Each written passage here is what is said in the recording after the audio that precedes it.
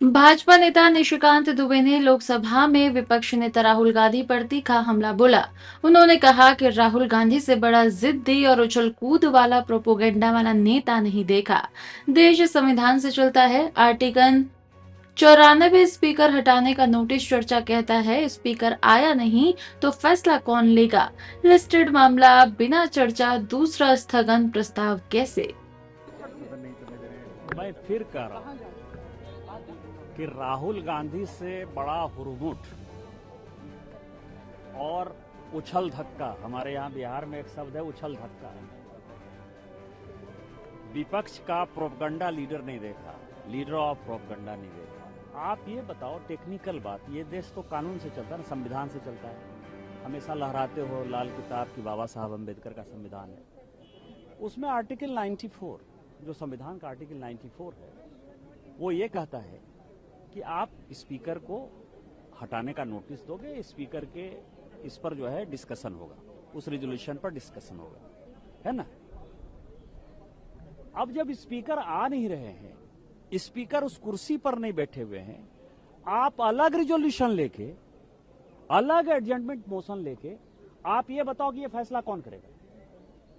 Speaker को आपने कुछ देखिए, बड़ा टेक्निकल पॉइंट है जो किरण रिजिजू जी ने जो पार्लियामेंट में आज कहा है, वो बहुत ही इंपॉर्टेंट टेक्निकल पॉइंट है कि यदि आपका स्पीकर बैठ नहीं रहा है, स्पीकर के खिलाफ खुद ही आज लिस्टेड है, रिजोल्यूशन लिस्टेड है कि उनको हटाने के लिए जो है मोशन आपने मूव किया है, उसी कांग्रेस पार्टी ने मूव किया है, तो उस पर बिना चर्चा किए हुए आप दूसरा एडजमेंट मोशन या रिजोल्यूशन कैसे मूव कर सकते हो। ये किस संविधान में लिखा हुआ है, या आपने एक नया संविधान बना लिया है।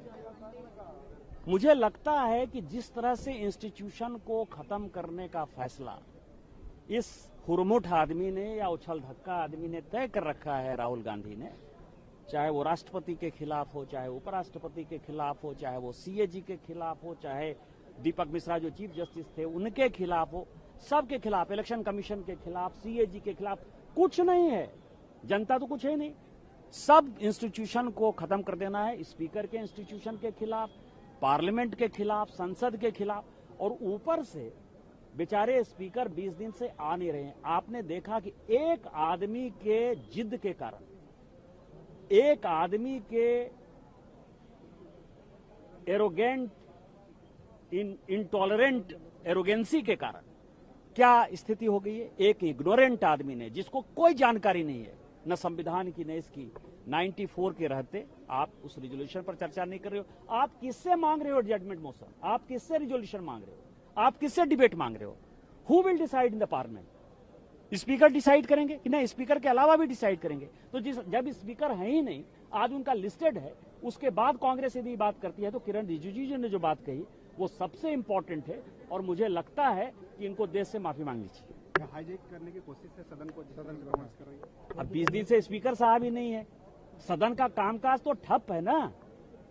ये स्पीकर साहब ही तय करेंगे कि लोकसभा कैसे चलेगा। कोई पीठासीन पदाधिकारी की हैसियत नहीं, मतलब उसको कोई कानूनी ताकत ही नहीं है।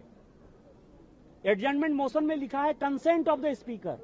कंसेंट ऑफ द स्पीकर तब होगा जब स्पीकर फ्री होंगे।